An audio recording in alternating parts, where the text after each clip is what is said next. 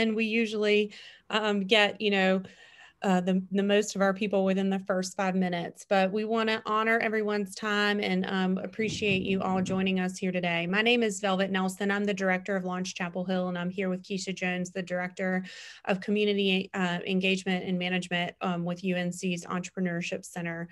We're really excited to have you here today. Every cohort or every semester at Launch Chapel Hill, we really focus on bringing in diversity, equity, and inclusion efforts into our sessions. And one of the ways that we do that is that we ask experts in this field to join us and share some of their insights on how we can foster workplace inclusion as we are building our team culture and building our startups.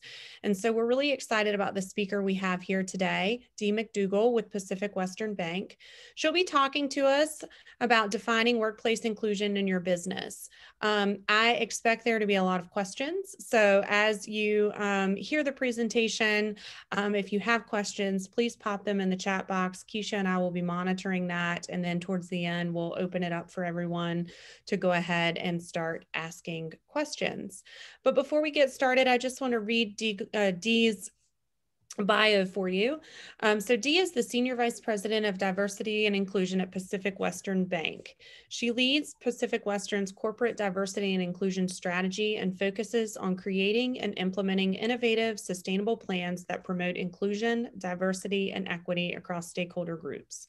She develops and manages education and engagement programs for internal and external audiences, including candidates, employees, clients, partners, suppliers, and community groups.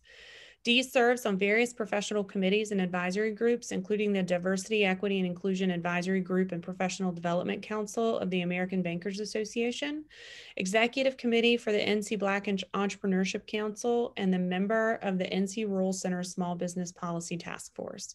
She also serves on the boards of directors for Prevent Child Abuse North Carolina, the Boys and Girls Club of Durham and Orange Counties, and Empower Dance Foundation. She was named one of Triangle Business Journal's 40 Under 40 in 2018 and was named a BizWoman headliner and rising star by American City Business Journals. Dee, thank you so much for joining us today. I'm going to hand it over to you and let us know if you need anything. All right, sounds good. Thank you for having me. Good afternoon now, everyone. I'm really excited to be here and have this conversation with you all.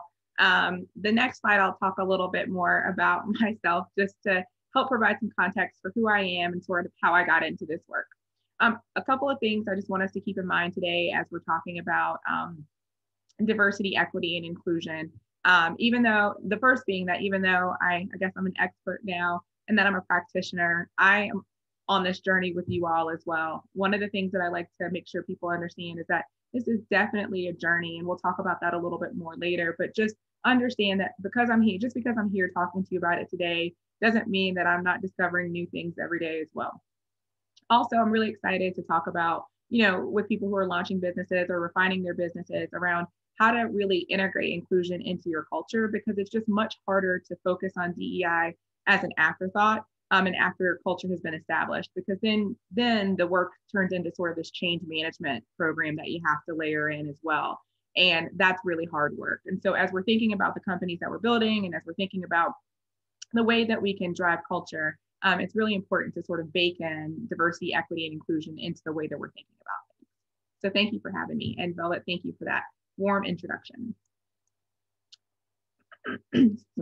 So a little bit more about me. I'm a Gen Xer. As Velvet read through my bio, I lead diversity, equity, and inclusion at Pacific Western Bank. I am based in North Carolina, which in a triangle. My office is in Durham. And people often ask, like, Dee, how do you work for Pacific Western Bank, but you work here in Durham? And that's because PWB acquired a predecessor bank called Square One. And Square One focused on venture-backed technology and life sciences companies, and their venture capital and private equity investors. And that work is really what got me engaged in the small business and entrepreneurial ecosystem. And I co-founded a nonprofit that focuses on access to capital, networks, and relationships for minority entrepreneurs. And through my work in the venture ecosystem and working with small businesses, I got a closer look at just understanding the disparities that exist within those ecosystems around access. And so I started to really peel back the layers around diversity, equity, and inclusion. And what does that really mean? What are we trying to do? Again, when we think about diversity, we'll talk about some definitions on the next slide. People always focus on just like the mix of people that are in the room. And when we get into the equity and inclusion piece, we want to focus more exclusively on, what is the experience like of people from different backgrounds? As Velvet mentioned, I'm on the board of several nonprofits locally, and just the other nonprofits that I serve. I've got a BA in communication studies a long time ago from UNCG. And I think that, I really focus on sort of the engagement and messaging side of diversity, equity, and inclusion work. It's really sort of helping to bring people along on their journey, as opposed to sort of the human resources or compliance side of anti-discrimination. I am a type A extrovert, so being at home or working from home for the past several months has been very hard on me, but I enjoy seeing new faces on Zoom. I'm a level 10 doer, which is hard when you're trying not to boil the ocean and trying to solve all the problems that diversity, equity, and inclusion can present. In my personal time, I enjoy shopping and anything that brings me a good time. So we'll move on to just some definitions. I won't read these to you, but just when you think about diversity, think of just the range of similarities and differences that each individual brings to the workplace. There are various dimensions of diversity, but just consider yourself and what makes you who you are. A lot of those things fall into protected classes, and that's where the anti-discrimination work comes in. But there are some things that make you who you are that aren't necessarily around being discriminated against, but they're just part of the richness of diversity. Equity is an approach that ensures that everyone has access to the same opportunities, no matter who they are. And then inclusion is about the experience that people from different backgrounds have within an organization. So this visually, to me, helps me understand and put into context the difference between these three terms that we hear so often. And now we're starting to hear more around belonging and togetherness and other ways of describing inclusion and what they represent. But I think of diversity as the mix of people or the mix of perspectives that are at the table. So that's the representation piece. So who is in the room? Inclusion is the involvement. What is the involvement like, or what is the experience like for people who represent different backgrounds and experiences within your organization? And then equity is access. So when we think about all the different opportunities that are presented within your organization, do people from different backgrounds have equitable access to those opportunities? So that's how I think of DEI. And on to the next slide, sort of the why it matters. In working in banking, I have learned that people like to see numbers around, the business case for diversity, equity, and inclusion. Since June, corporations have started to sort of attach to the idea that this is good work that needs to be done to advance communities. But everyone wants to know sort of why does this matter? And this slide kind of outlines it, and it's from a variety of different studies, but most notably, Diversity Wins, How Inclusion Matters from McKinsey earlier this year. So innovative companies and inclusive companies are 2.3 times higher, enjoy a higher cash flow of 2.3x. They're 1.7 times more likely to be innovation leaders. Companies with gender diverse executive teams are more likely to outperform on profitability by 25%. Those with ethnically and culturally diverse executive teams are more likely to outperform on that same metric by 36%. Teams with inclusive leaders are 17% more likely to report that they are high performing and 20% more likely to say that they make high quality decisions. Those same teams with inclusive leaders are 29% more likely to report behaving collaboratively, and teams that prioritize diversity, equity, and inclusion, or companies that prioritize diversity, equity, and inclusion are 70% more likely to capture new markets. So that's why this matters, because again, there's the sort of moral cause to this of it being the right thing to do to make sure everyone feels welcome, valued, and included. But then there's the business imperative. And that's why we should treat DEI programs as a strategic business imperative, because data shows that more diverse teams have better business results. And really, in order for that diversity to stick, you have to create an organizational culture where people feel welcomed and valued so that they don't leave.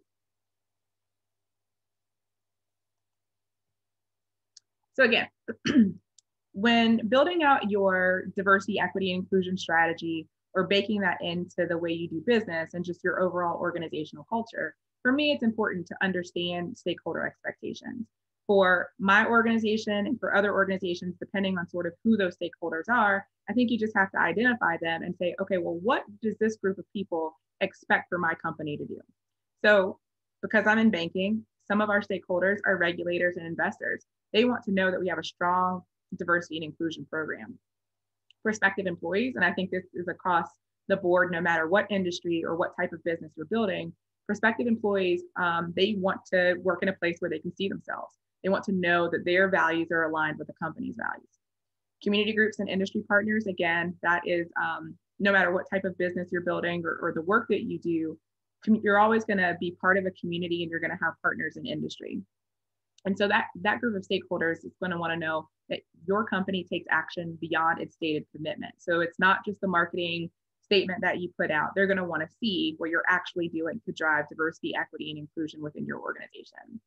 And then lastly, existing employees. They are going to want to know that as leaders and as a company, you care about them as individuals and that you prioritize diversity, equity, and inclusion. Again, beyond statements and performative marketing messages and really in action. So what are you doing to show existing employees that the company prioritizes diversity, equity, and inclusion? And again, if we think back to why this matters, we'll go to this slide. And it really is because experience shapes perspectives, and that those perspectives or diverse perspectives lead to better solutions. I think we can all say that in our jobs, whether we are leading companies or supporting a company's growth, that we are problem solvers. And so the more diverse perspectives that are at the table, the more well-rounded the solution you'll be able to develop. And that's why this is important.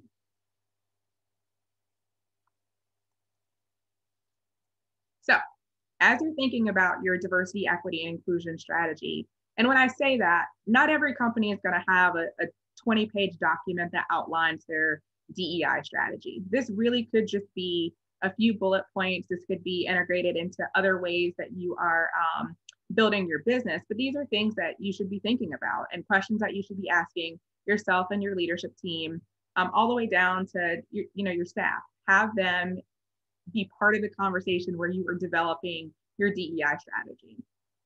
And so this is sort of the how-to. These are questions that I think that should be asked and things to be considered. So to the previous slide, so who are our stakeholders and just what are their expectations? So taking sort of a deep dive and look at your business to say, okay, this is who's looking at us to do X, Y, or Z, and then aligning some expectations around DEI to those groups. What are your inclusion goals?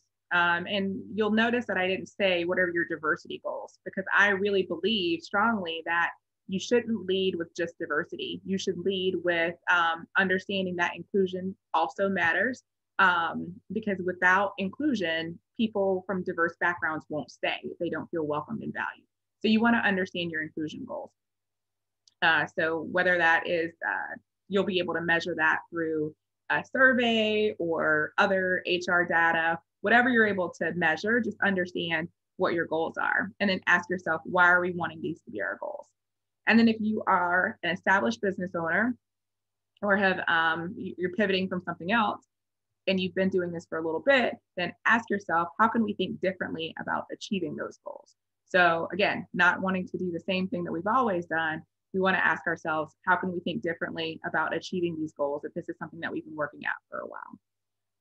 Who are our success partners? Depending on the size of your organization, those success partners can be internal to your organization. So whether you have someone who's doing HR, or if you've outsourced those functions, or if there are other people in the community leaning on, excuse me, members of the entrepreneurial ecosystem, figuring out, again, based on your goals, who can help me achieve those goals?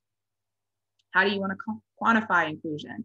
So are those the diversity metrics within your organization? So is that staff composition? We'll talk a little bit about the things that we can measure, but what are our goals?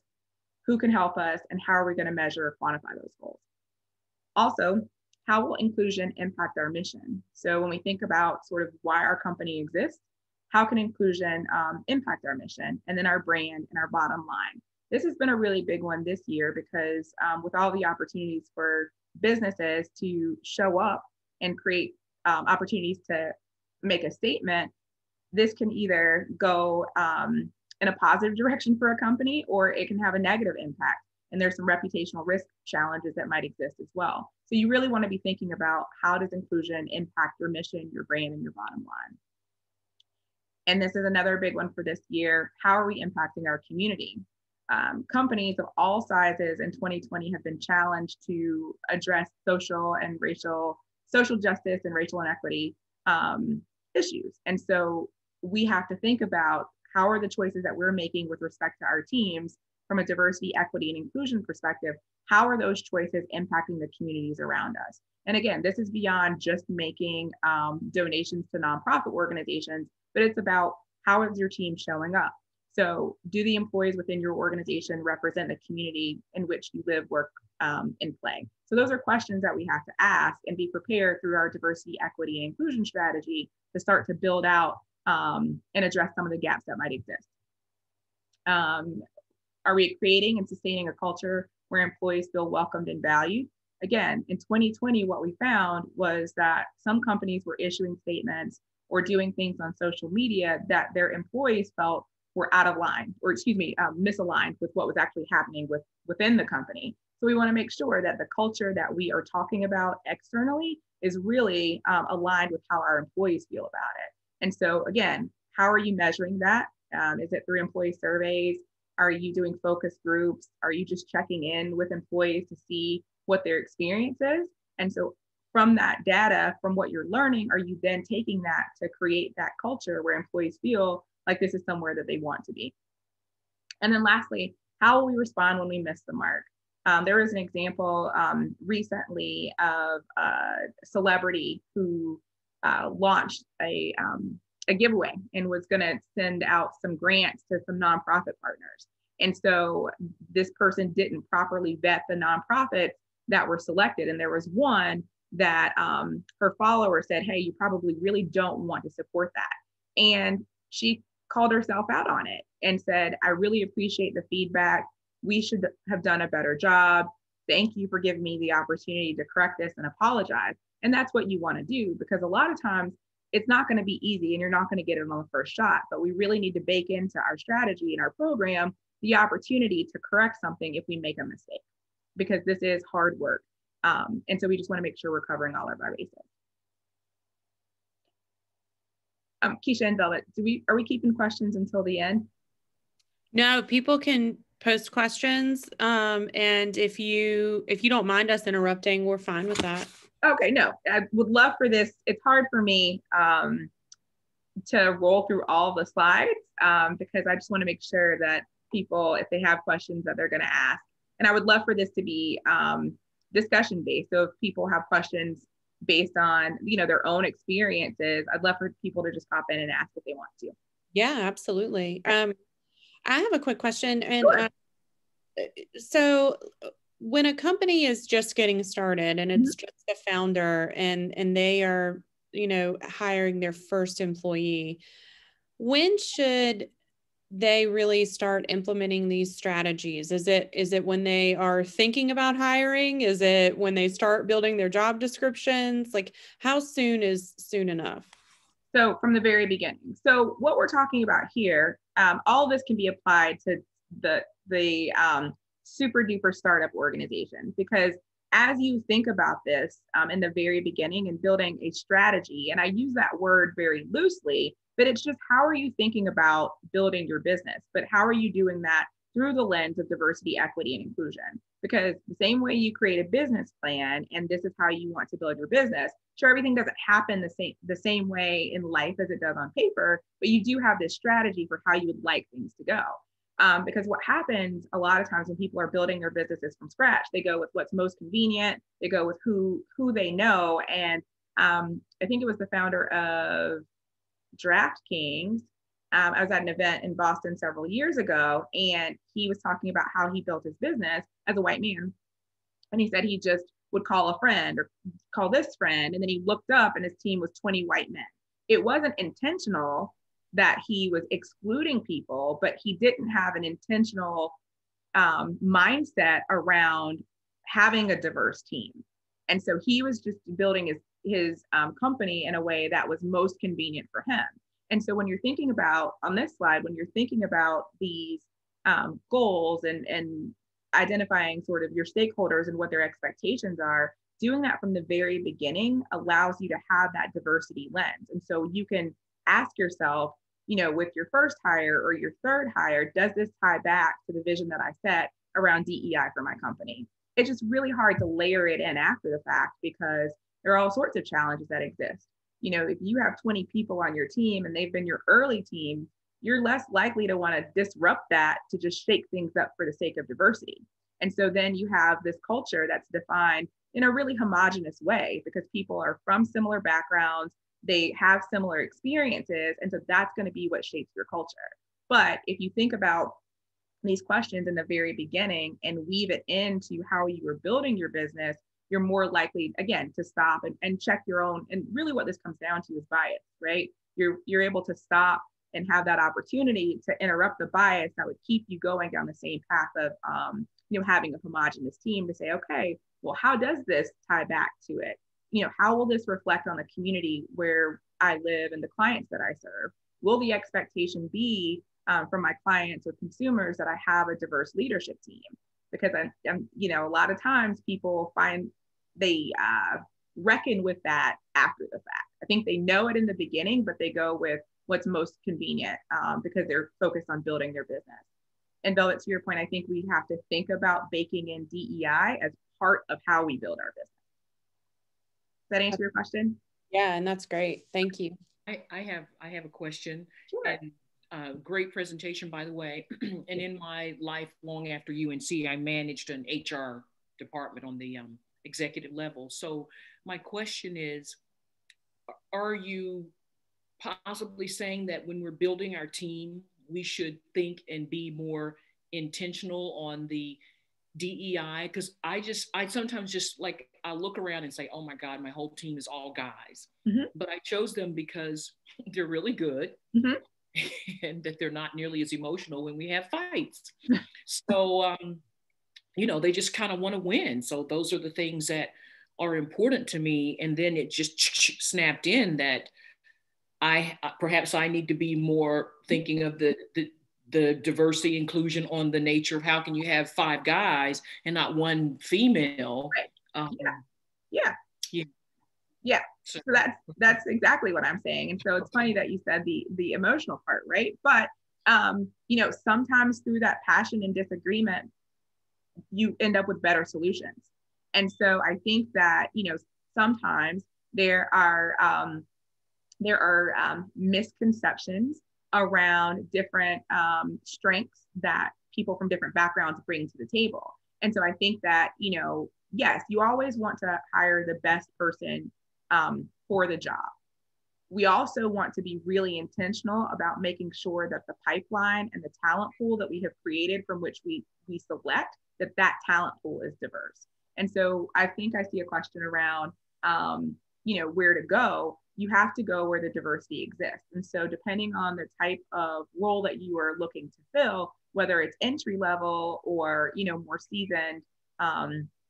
more seasoned employees with a different skill set, there are lots of places where you can go and source talent, either by diverse background or by type of role. So there are, women in tech groups. There are, lesbians in tech, vets in tech, Blacks in tech, Latinx in tech. So there are all sorts of, so if it's a technology related role that you're looking to fill, there are all sorts of affinity groups and networks that exist where you can go tap into that talent.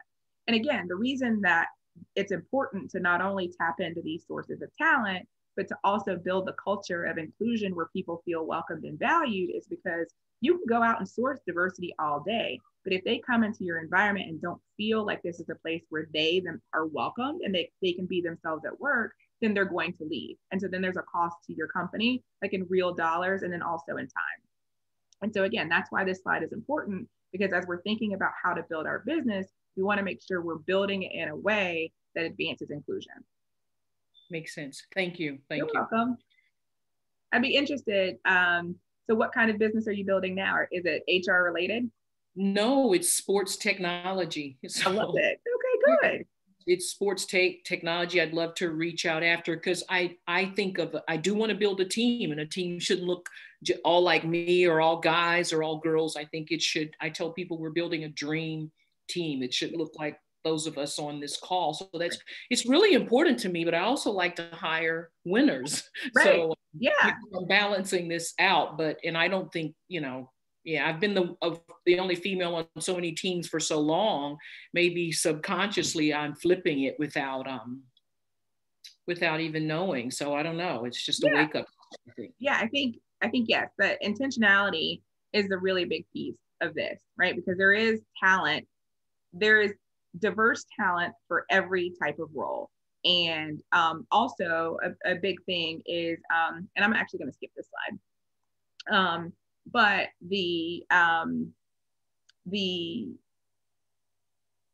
another thing that we need to consider is the amount of time that we give ourselves to find diverse talent. Because a lot of times what happens is we don't give ourselves enough time to go out and source the talent. So then we go with the network that already exists. And so as much as you can, and this is why relying on your broader network, and whether it's through Launch Chapel Hill or the larger Triangle startup ecosystem, to share resources around talent and job boards and things of that nature. Because when you're building a business and you need someone, you need someone. You know, in the corporate world, you have, 60, 90, 180 days, and you can kind of figure out how to get the work done. And it doesn't really matter that the requisition hasn't been filled. But when you are in such a nimble environment and you have a need for a person, that need is real and right now. So a lot of times people just go with who they know. And also when you're working in a startup environment, the level of the tolerance level for risk associated with joining a startup, you do have some barriers in certain cultural backgrounds about joining a really early stage company. So I get that sometimes that narrows the pool, but that's why you got to give yourself more time to figure out, where the talent exists and try to engage with them. Thank you very Sure, much. Absolutely. So, so this is something that I think is really important. You want to take action, because buy-in doesn't always trickle. And for those of you who have worked, in larger organizations, you know that sometimes people would say, okay, well, we're going to tell the managers at the top and we're going to have them cascade that information down. It doesn't always work. And so I'm a really big believer in implementing enterprise-wide programs. And so no matter if your enterprise is 1 or 6 or 7, don't just think that you can tell you as the founder and then the couple of folks that you might have in senior leadership, and then that they're all going to share the same information with their teams, right? That doesn't work, because things get lost in a game of telephone, and people apply their own lens on how they feel about diversity, equity, and inclusion programs. And so I think it's really important that from the top of the organization, you have to set the tone for what's most important. And as your company grows, whether you decide that you're going to have employee resource groups once you get to a certain number of employees, when you think about the diverse talent that exists within your organization, think about them from a succession planning perspective. And that's important no matter the size of your organization. You want to have some visibility and transparency around metrics. So create a dashboard. And again, whether you have 4 employees and it's easy to see what you got going on, or you go to 16, it's important to have this kind of stuff baked into your organization, as opposed to layering it on after the fact and then having to manage the change in how you all approach DEI. Again, a lot of times when you are small and nimble, you are all of the functions that I just listed right there. But you want to make sure that you're using your diversity lens in each of those areas. So in marketing, in HR, how you buy supplies for your business, when you're going on sales calls, or, who gets to be in client-facing roles and meetings. Those are all things that we want to make sure that we are incorporating into the way that we think about things. Any questions right now?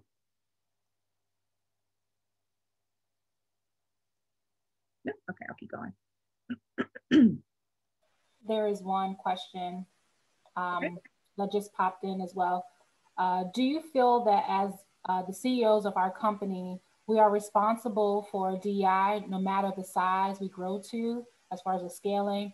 I'm curious to know, they specifically mentioned Ellen and her experience recently with DEI and issues that her company faced, her show faced. Yep. So I do think that as the senior most leader in your organization, then you are responsible for DEI and the full employee experience. Now, how you manage that is, as your company grows and scales, is important. To your point about having led HR at the senior level, it's important to make sure that you have people in certain positions who are able to sort of carry on your style when it comes to diversity, equity, and inclusion. I think I appreciated what I saw when Ellen came back on, and she acknowledged that there had been some balls dropped in how she was paying attention to how things were being led within her company. I don't think that's an excuse. I think that's an acknowledgement of what happens in companies. A lot of times, senior leaders are empowered to make certain decisions, and sometimes you have a bad apple. And so I do think that ultimately the responsibility is on the CEO and the board of directors to ensure that a company is prioritizing diversity, advancing inclusion, and working in a way that demonstrates equity across people from all different backgrounds. Because that's why folks want to come to work. They want to show up and do their best work and feel like they're contributing to a company's success. And that was my question. I'm so sorry. I am so passionate about this because as a woman of color, I know that I was passed over on numerous times for executive positions. It didn't stop me, but I knew that it existed. So I don't want to build a company that I ever neglect someone's talent. So this is like emotionally important to me, only to know that the person they hired said, my credentials weren't as strong, but XYZ. So I think that I do like your response saying that no matter how big my company gets, I should be held accountable for the diversity, rather. So if something goes wrong, I'm accountable. And if something goes great, I'm accountable as it relates to that. But it's just so important to me because I want to be the exact opposite of the companies that forced me to be an entrepreneur. So they have simply forced me to meet Velvet and be here. And I think it's important that we show good, that we become the new companies, the new world of it. So I'm just taking time. So I appreciate that because, as I actually spoke on another panel this past Saturday, and it was about, I'm a corporate America person. And so my whole career has been in this. And then I do nonprofit stuff for my community giving to fill that need in my life. But I love corporate America. And a young lady said the same thing that you did around like, oh, well, I should leave because clearly corporate America isn't for me. And I understand that, but I also take that as a challenge because how can I contribute to a company that creates a culture where you feel like you don't have to leave? I am all for entrepreneurship and I think it's the best thing ever, but I want people to not feel like they have to flee. And then if you are fleeing, right, corporate America, and you're building the next big thing, to your point, what resources can we give you and how can we help you build a company where people feel welcomed and valued and like they can be their best selves?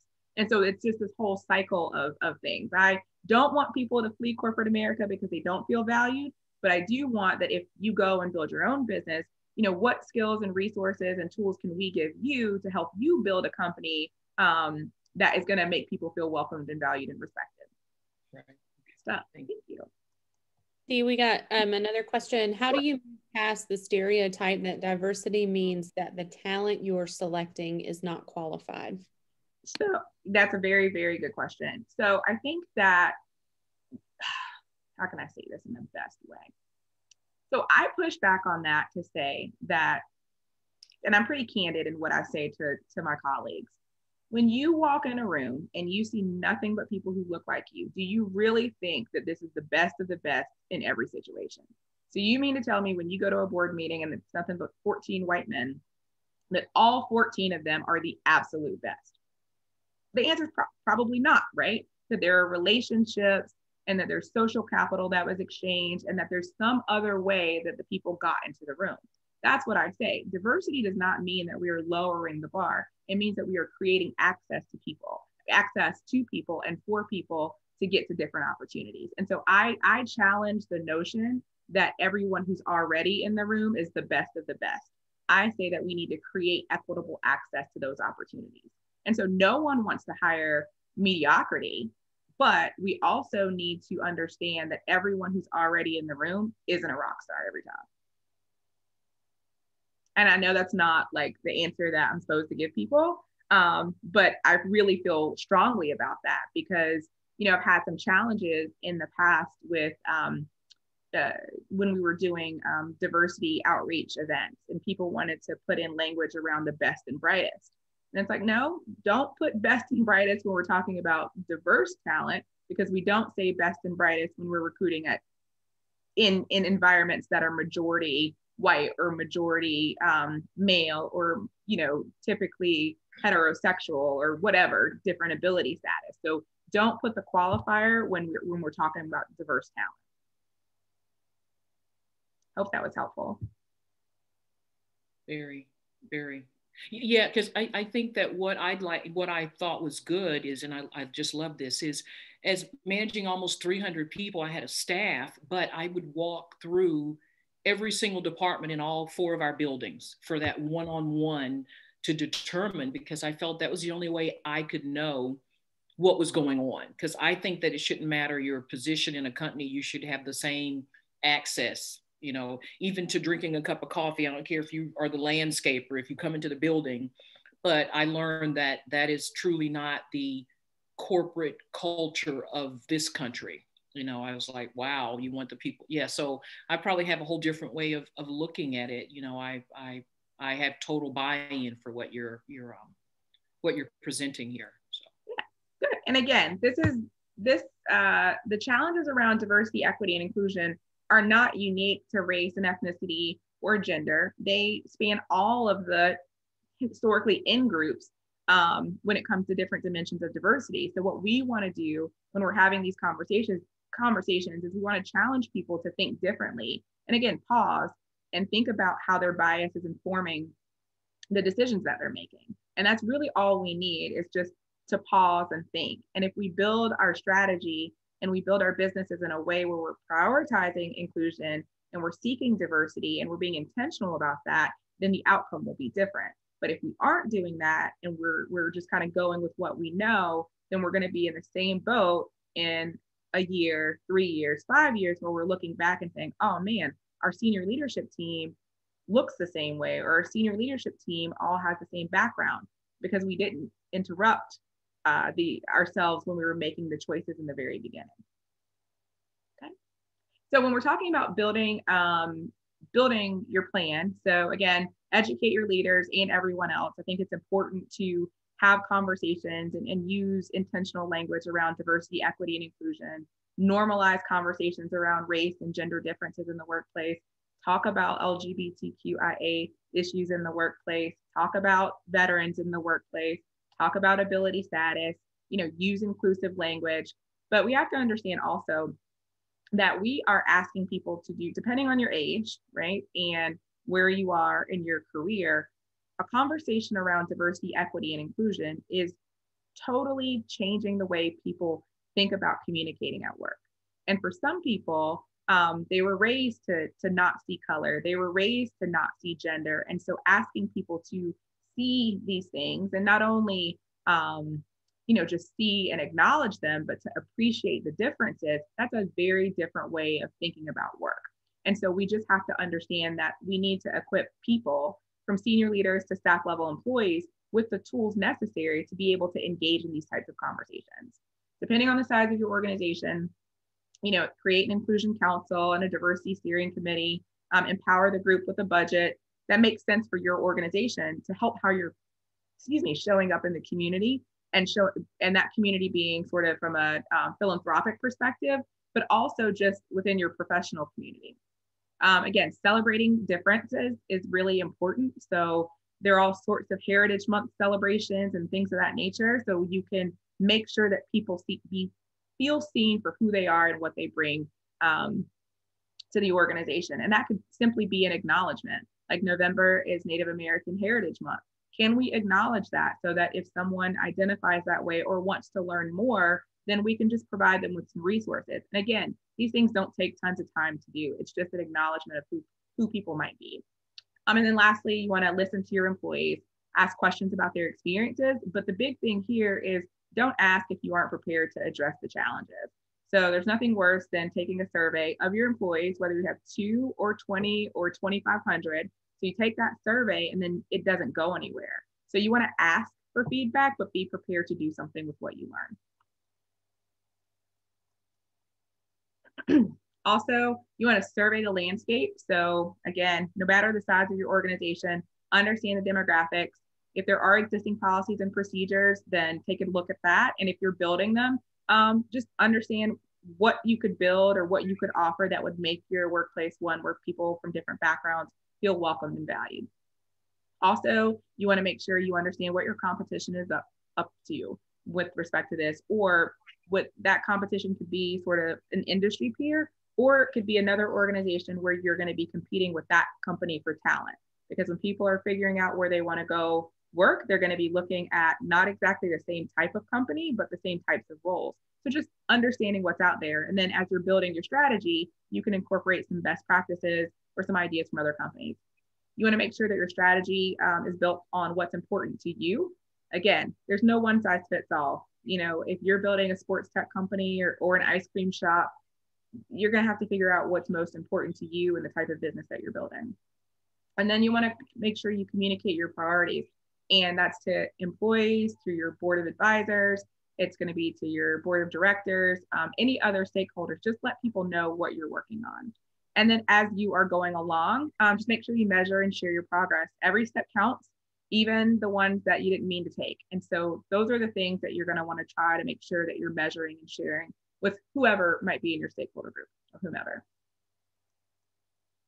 This slide is a lot. It's a long list of the things that you can measure. Again, in the very beginning, you're going to have 2 employees. And so it's not necessarily going to, you know, the metrics are going to be like, okay, 50-50 or whatever.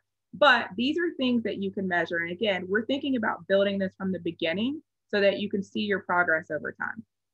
So you can measure, again, the representation of your staff in your staff composition. So slicing this by race and ethnicity or gender or whatever other dimensions of diversity that you have access to, you know, how people identify. Retention. So this is a really big one because you can see if you have a problem with retaining diverse employees.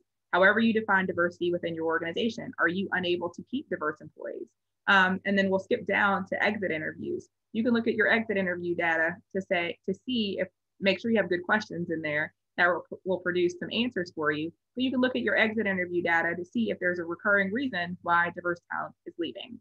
You can look at recruitment and selection. So for your hires, look at the talent pool and see if there's diversity there. Are there points in your recruitment process and the selection process where people from different backgrounds tend to fall off? That can help you identify if it's the questions you're asking, if the people who are doing the interviewing need more training on inclusive interviewing practices.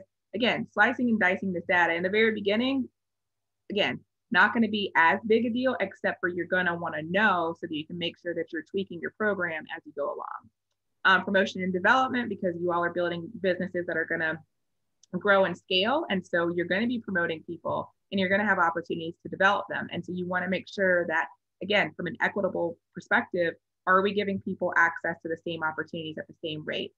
Again, assuming that they're all qualified and worthy of the opportunities.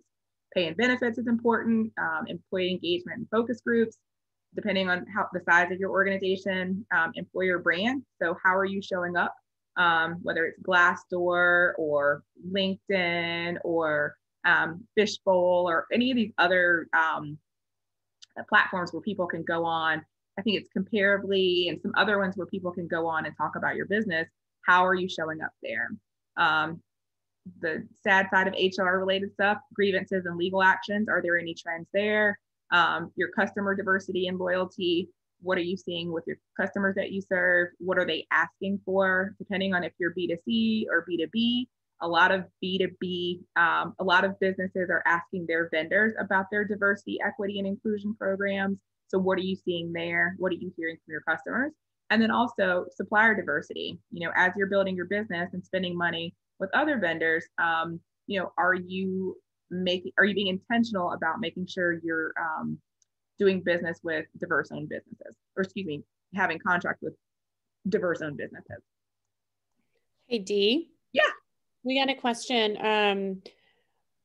I understand how a large corporation can keep track of all of those measures, but it's another thing for a startup. What would you consider to be the most important on that list? Yeah, so it depends. Is it Ferris? Okay. Ferris. Mm-hmm. Ferris. Okay, Ferris. It depends. So how many employees? If it's just one, then might not be as much of an issue, but a lot of this stuff you can track in an Excel spreadsheet. And so whether it's, 1 of 4 is diverse, then I think that as many things that you can measure, you should measure, because you'll be able to track it over time. I would say that, of course, if you don't have any employees, or if everyone's a contractor, then it's less important. But the more you can measure in the very beginning, it will become part of how you're thinking about it. And you don't need to, I think, quarterly or looking at it every 6 months, I think is fine. But like, if you don't have many employees, then the employee engagement and focus groups isn't going to make sense for your organization. But the pay and benefits thing is important. If you are offering pay, you just want to make sure that there's equity between what you're offering different employees as they are onboarded. Because what you don't want is to end up with 10 or 15 employees, and then you look back and you have a problem. So the more you can do in the very beginning, again, this can be tracked in an Excel spreadsheet, you'll be able to identify sooner if any challenges exist, and you can sort of course correct. But I think it's harder once you have more employees to review things retroactively. Is that helpful? Yes. I think part of it is that, it's not that it's hard to do, it's more about the time issue and being conscious of starting something and then continuing it, because what ends up happening a lot of times is that you'll start something with the best of intentions, and then everything else kind of creeps in the way. And this, among other things, sometimes gets left on the wayside. Right. So, scaling down and looking at the most critical ones are more important for people so that that those are at least the ones that you have to track, or that you're going to keep track of, so that you can, scale it accordingly. Right. So I would say that probably the most important would be representation, retention. If you have access to recruitment and selection data, then that would be helpful too. Because the reason that's important is because if you don't have a diverse talent pool, then you're not going to be able to hire diverse talent. So it's important to know kind of what's going on there. You could probably skip the pay and benefits, although I'd argue that's important too. You could definitely skip the employee engagement focus group. You don't have to worry about employer brand. You'll know if you have grievances and legal action outside of tracking that. You could skip the customer diversity and loyalty unless it's important to you, where you're getting asked about your diversity and inclusion program from prospective clients. And then that supplier diversity piece is only important if, again, you're getting asked about it externally. I think the internal people metrics are going to be the most important. And what I would say is that if you, if you have a board of directors, or a board of advisors, and you do any sort of quarterly reporting, or reporting to them every 6 months, I would incorporate some sort of DEI dashboard, depending on the size of your organization. If you have 3 employees, maybe not. If you have 5, you might want to start, and then just sort of operationalizing that type of reporting so that it becomes just part of what you're thinking about every quarter. Okay. And again, lots of large companies don't track all of this either. So this is sort of the wish list of things that, if you track this, you'll have a much fuller view of what's going on with respect to DEI in your organization. but there are lots of companies, big and small, that don't track this level of detail. Thanks for that question. All right, so more important now than ever before. So this increased attention on corporate citizenship and human capital management, and those do sound like super corporate terms, but they apply to startups too. Just how companies hold space in their industries and communities, and how companies treat the people who work for them. You know, you have social media, and we talk about this in the last bullet there. Inclusion boosts your company's reputation, and things can turn sour very quickly because of social media and living in this digital environment where news travels fast. And so what we don't want is for us not to be prioritizing diversity, equity, and inclusion in how we're building our companies. And we don't even have a chance to really get started before people are complaining or, you know, talking about the things that we aren't doing on social media. So that's one of the things. And then always that inclusion drives better team performance. So to the point earlier about the difference in the generalized differences in the way that men and women handle emotions at work, that can be okay and drive better outcomes. You know, you want to cultivate a diverse mindset or diversity mindset within your organization so that people are, you know, not only acknowledging difference, but that they are appreciating it and welcoming it. And it's all in a way that we're just going to be a better company if we have more diverse perspectives at the table. Okay. So we've got about 5 more minutes. So I'd love to entertain any other questions that you have, especially if they're specific to just thinking about how to do this in your startup. We did get one question from Taylor. Taylor, do you just want to ask it out loud? You're on mute. Yeah, sure. So when companies such as Coca-Cola or Nike, the big corporations, they usually have a department of diversity and inclusion. Mm-hmm. Is it in your experience or research that you find these companies to keep the right research, to keep propelling, you know, forward and upward, or is it simply just a title? You know, I mean, you have a very high-ranking woman. I used Coca-Cola, who's from the, you know, in Atlanta. So I'm just wondering, do you find those programs when companies grow to that size to be beneficial from your research, or is it simply in name only? Well, I think diverse supplier programs are really important because that's for a lot of small businesses and diverse-owned businesses, that's their conduit for contracts. You know, whether it's a veteran-owned business or, you know, a differently abled-owned business or, you know, woman-owned business or small business, just all these different classifications of businesses that companies are holding themselves to a higher standard as far as the percentage of contracts that they are awarding through those programs. And so I think that supplier diversity programs are a good way for these small businesses to get access to contracts and opportunities. Do I think that these companies can do more? Absolutely. Do I think that it's, again, hard to layer on a focus on diverse suppliers after the fact? Yes. And so that's why I believe that as you are building your businesses, let's think about this in the very beginning so that you're just not trying to bolt on that focus after the fact. Because I think, you know, as we say, people do business with people that they like, and that if you get a contract, especially some of these larger contracts, companies are less likely to want to manage the change of switching vendors. So it's hard. But if you can bake that focus on diversity in from the beginning, it's not as much of a challenge for diverse-owned businesses to get in there. Thank you. Absolutely. Any other questions? We didn't talk about the concept of allyship in this today either, but this is something that comes up a lot where you have people from historically in groups who have a hard time figuring out how to wrap their arms around diversity, equity, and inclusion, because it's like, well, what should I do?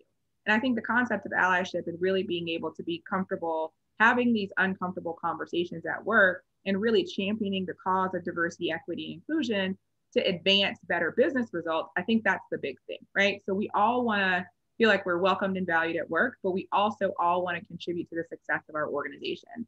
So if we go back to the slide in the beginning where I shared all the metrics around why diversity matters, that's why everyone should care about it, no matter your background. You should care about it because it produces better business results. And then here are the ways that we can do this.